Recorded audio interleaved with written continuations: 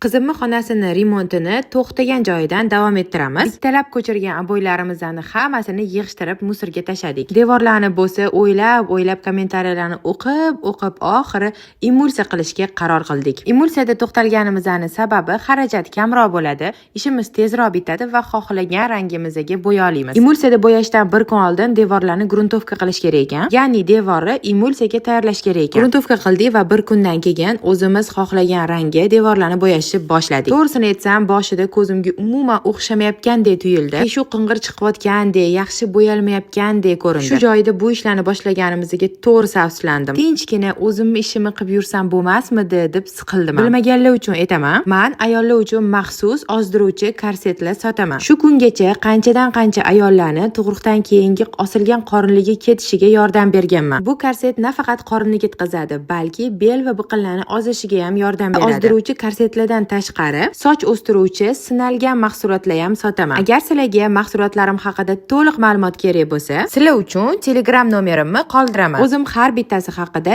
to'liq ma'lumot beraman. Qisqa qilib aytganda, o'zimni binoydek ishim bor. Lekin xuddi g'irt bekorchi insonlardek mana bunaqa remont ishlari bilan ovora bo'lib yuribman. Lekin bir tarafdan bunaqa ishlarni qilib ham qanaqadir mazza qilaman. Ayniqsa, xona tayyor bo'lgani sari ko'zlarim quvnab, rostakasimiga zavq olaman. Endi bu yog'iga polli qilib mebellarni qo'yib olsak bo'ldi. Aytgancha, polli rangi qanaqa rang bo'lsin, maslahat berib yuboringlar.